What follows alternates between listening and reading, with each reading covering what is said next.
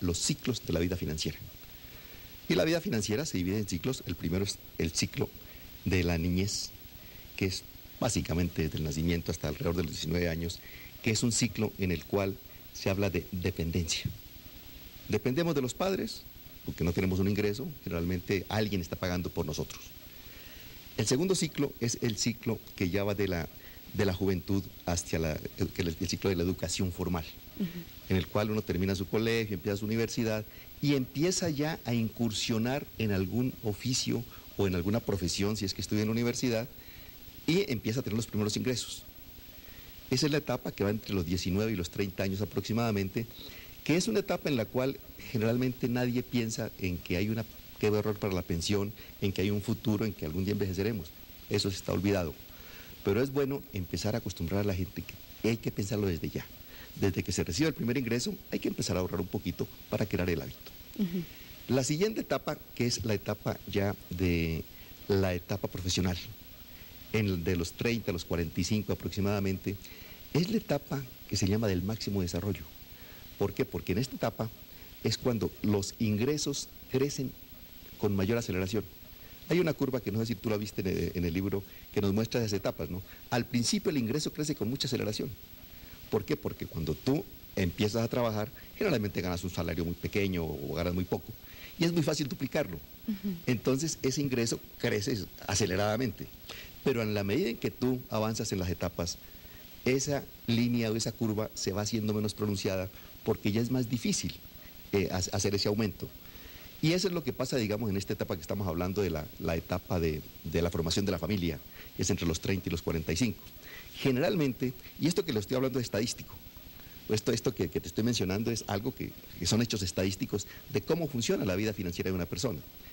En esta de los 30 a los 45 es cuando generalmente se forma la familia, se casa, vienen los hijos, es la etapa tradicionalmente de mayor ingreso, donde crece con mayor aceleración, pero también es la etapa en donde hay los mayores gastos. Sí, entre más gana, más gasta. Claro, porque se está formando la familia y eso requiere una planificación y requiere administrar bien el dinero. Porque uno dice, ok, yo estoy ganando bastante, pero los gastos también han crecido bastante.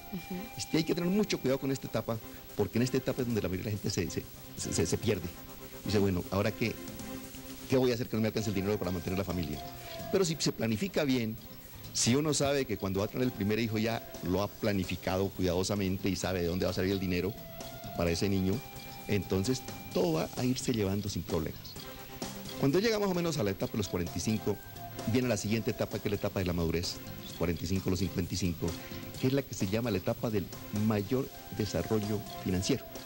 Permítame irnos con ese mayor desarrollo financiero a una pequeña pausa y seguimos hablando de pues, por supuesto, la sexta etapa. Hacemos una pequeña pausa, ya regresamos.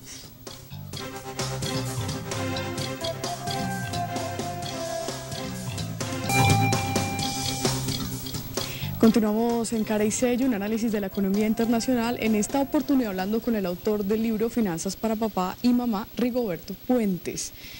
Bueno, señor Puentes, miremos muy rápidamente la quinta y la sexta etapa para entrar a ahondar un poco más entonces en lo difícil que sería entrar a planificar cada una de ellas. Ok, si estamos hablando hasta ahora de lo que es la etapa del máximo desarrollo financiero, que es aquella etapa en la cual la gente usualmente llega al tope. En las empresas, pues la gente a esta edad es cuando llega a las altas posiciones o cuando tiene el mayor ingreso, ya por antigüedad o por lo que sea, es el mayor ingreso. La siguiente etapa es la etapa del prerretiro, ¿sí? Que esa ya es la etapa nos quedó de los 45 a los 55, que es la etapa, esa es la del máximo desarrollo, 45 a 55, ahí vamos. La siguiente es la del prerretiro, que es la de el momento en el cual la gente que no ha ahorrado empieza a preocuparse por su pensión. Ya demasiado tarde, ¿no? Pues depende. ¿Sí? Bueno, depende. No necesariamente demasiado tarde, pero sí tiene que correr muchísimo más. Sí. Porque ¿qué pasa?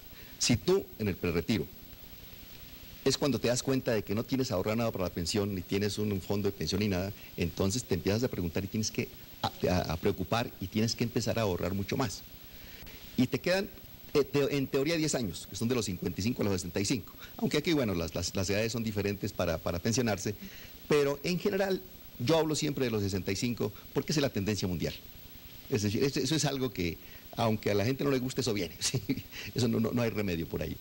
Y uno tiene que pensarlo así y concientizarse de que a los 65 todavía es una persona joven, todavía tiene ánimos para trabajar. Entonces, en esa etapa del retiro, si tú te has preparado, es probable que hasta te puedas retirar más temprano y dedicarte a hacer lo que quieras. Si no te has preparado, pues se te va a alargar más el plazo y vas a tener que trabajar mucho más para lograr tener ingresos para el futuro. Y bueno, al final ya viene la etapa de la pensión, que después de los, en este caso, 57 o 62, para la gente que se ha pensionado, y para los que no se han pensionado, pues tendrán que seguir trabajando o tener unos ahorros.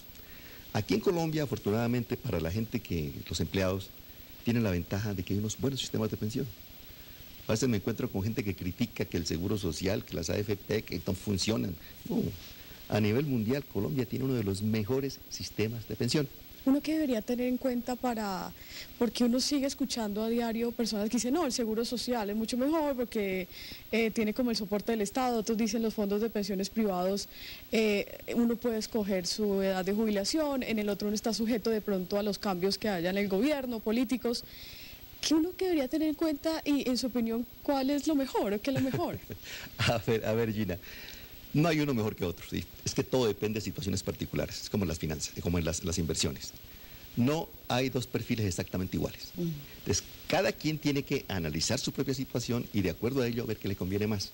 En términos generales, los bajos salarios les va mejor acumulando semanas en el Seguro Social, ¿sí? Y los altos salarios les va mejor acumulando dinero en las AFPs. ¿Por qué? Porque tú sabes que en el Seguro Social tú tienes que acumular X número de semanas, sin importar cuánto dinero has aportado, lo que importa son las semanas. Claro, después tu pensión va a depender de cuánto cotizaste. Mientras que en las AFP el número de semanas no importa. Aquí lo que importa es el volumen de dinero que tú has acumulado. Si tú has logrado acumular mucho dinero en estas AFPs, pues tendrás una excelente pensión.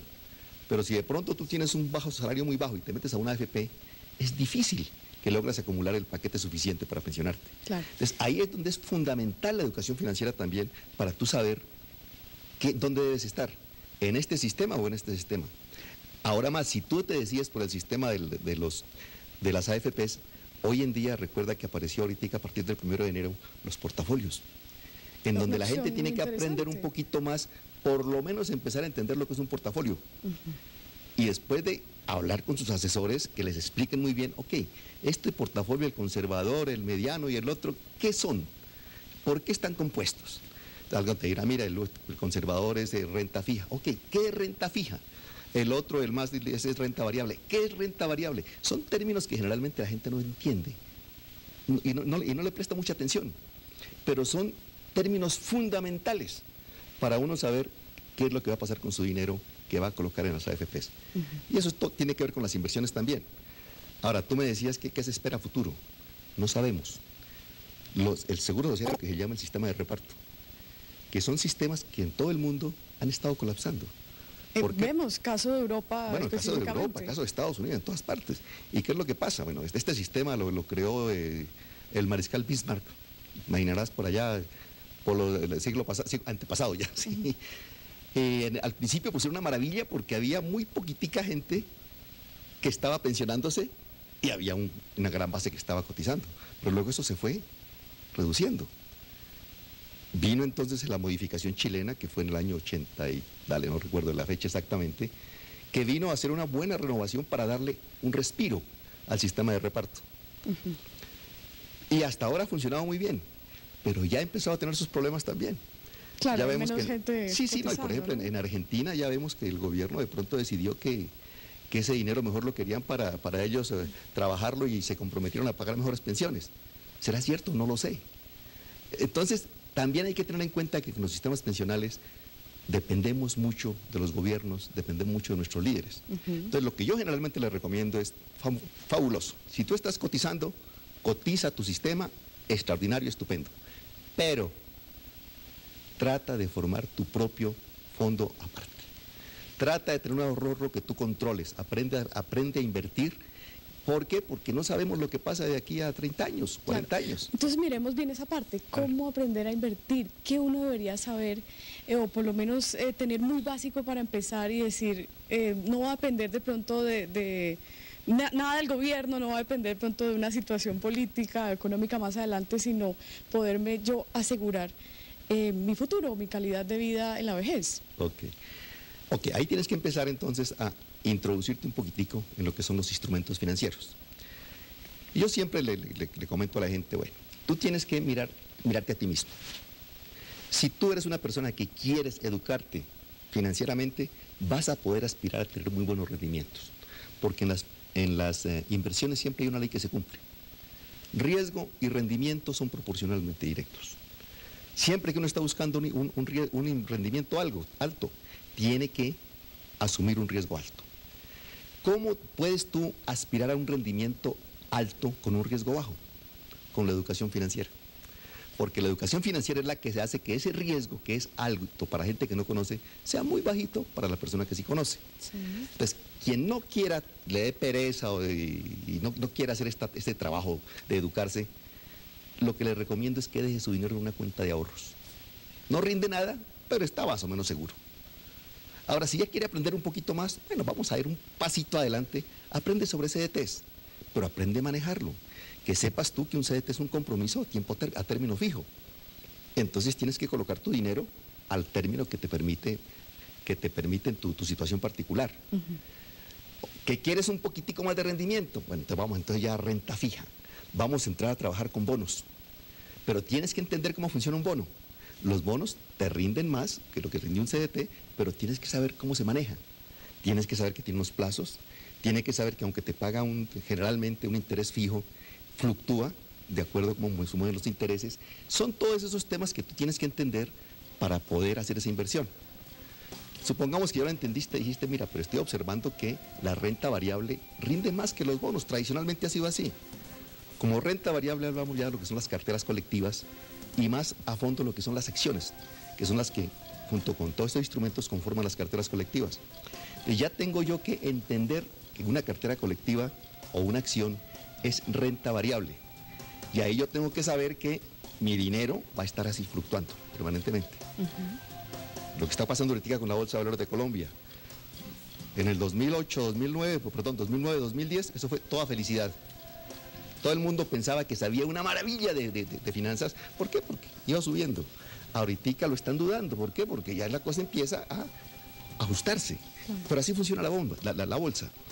Y uno cuando va a invertir en bolsa, uno tiene que saber que eso es natural, eso es normal. Las bolsas funcionan muy bien, funcionan siempre fluctuando. Ahora, mientras tú sepas en qué tipo de productos estás metido, que son buenas acciones o que son buenas carteras colectivas, y tienes una parte importantísima, tienes el músculo financiero para aguantar, porque es una recomendación importante. Uno no debe invertir en renta variable aquel dinero que vaya a necesitar en los próximos 5 años. Tiene como que sobrar, digámoslo así. Es algo así, son excedentes que uno quiere invertir a largo plazo. Y tú tienes que concientizarte de decir, ok, compré Ecopetrol, hoy vale, no sé, 3.000 y tanto. No me importa si mañana vale 500, porque yo sé que en el largo plazo va a ser mucho más. Otra vez en promedio va a generar un rendimiento. Pero para eso tú tienes que prepararte anímicamente. La parte psicológica para invertir es fundamental.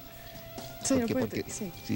No, tranquilo, es que tenemos que cortar, pero pues el tema está tan ameno que quisiéramos seguir con usted acá charlando y explicándole un poco más a los televidentes estado de la planificación financiera personal.